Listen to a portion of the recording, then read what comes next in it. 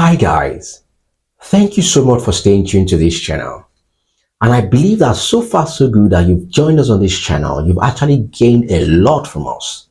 And if you're just joining us for the first time and you're here to subscribe to this channel, I'd like to encourage you to turn on that notification bell and hit that subscribe button, because you're going to be getting lots of exciting content from us that will continue to help your business move forward, generate more sales, increase revenue, and at the end of the day, become very profitable. And if you're also a sales professional who is looking to hitting your target consistently, these are some of the exciting contents that would help you to actually stay relevant and hit your target. So today's video, I'm going to be sharing something that actually resonates with a lot of us, and that is how to understand the psychology that makes a customer to make a purchasing decision. This is actually very important because one of the things you realize that sales is actually an emotional and a logical thing for customers. And what do I mean by that? One of the things you realize is that people can actually buy what they need or what they want. And what that means is that a lot of times, some people buy the things that they don't even need. But because of the way that marketing message has been coined, it actually persuades them to actually go ahead to buy those things at that time.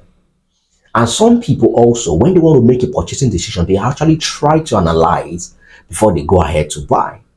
And so in trying to actually sell to customers, you must be able to capture both ends so that you are able to hit the right notes for the customers.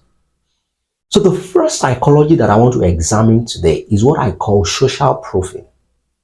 And what does this mean? It just simply means that a lot of people fear missing out, and that's what we call FOMO, fear of missing out.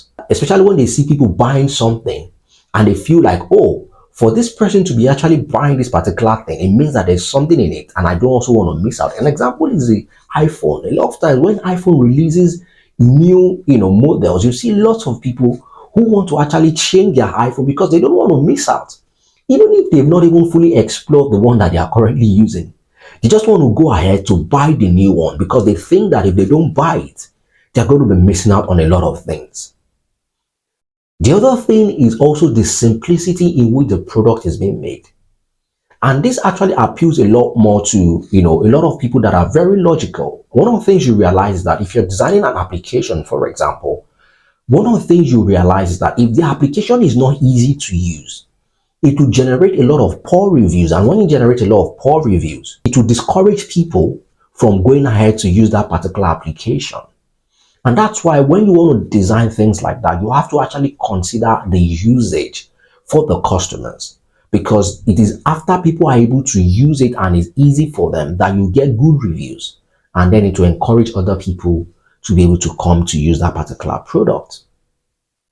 Then the other psychology is specificity. This is actually common for people that are designing a weight loss program, or if you are running a fitness club, or you are running a gym, for example. One of the things you want to do is that when you want to capture people's attention, you can specify the amount of kg that they are going to lose when they join the program. For example, if you say to someone that you're going to lose 30 kilograms in 3 weeks if you join our program, or you're going to lose 30 kilograms in 4 months if you join our program, that already tells someone who is already obese or who wants to lose that amount of kg that this is a good program for him or her, so that by the time he joins, he's able to fulfill his own goal of losing that amount of kilograms. So you have to be specific if you want to target people like that. The other thing that also triggers buying is guilt. This is actually common for people who are selling a lot of eco-friendly products. So you hear people say things like, if you want to actually protect our environment, this is actually a product that can help you fulfill that goal. And so if you're not using this product, it means that you are one of the people that is polluting our environment and spoiling our environment. So what you're actually trying to do is to trigger guilt on the inside of you, the buyer, so that you feel like you're doing something wrong if you're not using something that's eco-friendly. And that is how you trigger guilt to enable people to buy. The other psychology is exclusivity. And this is actually common when you're trying to sell to a lot of celebrities. One of the things you realize is that celebrities want to use things that are exclusive to only themselves. And so you see people who sell a lot of luxury items want to actually use that as an opportunity to sell to people who wants to be exclusive. Or sometimes when you go to a lounge, they have an exclusive, area, for people, high profile people, and they charge you for a particular amount. What they're just trying to do is that they just want to make you feel like you're actually separate from the other people. And a lot of people actually like that. And that is an emotional decision as well. And that is a psychological way to actually get people to actually also purchasing that particular product or service from you. So that actually also works if you're targeting a lot of celebrities or you want to sell a lot of luxury items. Then the last psychology I'm going to talk about is fear. This is very common with insurance companies. So a lot of insurance companies actually use this to get people to buy an insurance because they know that without fear, you're not going to be thinking of using their service. And so they use that to actually make people feel that, okay, if something happens to the product that you've actually bought or something happens to you and you don't have an insurance cover, how do you guarantee that you're going to get back that product when something goes wrong? So that triggers something on the inside of you who is the buyer.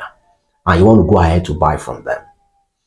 So I believe that some of the things that I've actually shared in today's video, if you put them into consideration in designing your product or in crafting a marketing message, you will see that it will elicit a lot more demand from your customers and you'll be able to get more sales in.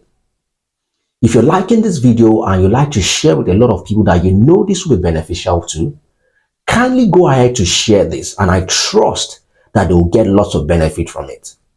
And if you'd like to reach us one-on-one for a coaching session to actually help you with your sales, to actually help in your sales process, to be able to design something that works and something that will help you to generate more demand, you can reach out to us via our details in the section below, and we'll be willing to help you out. Thank you so much for staying tuned to today's video. See you next time.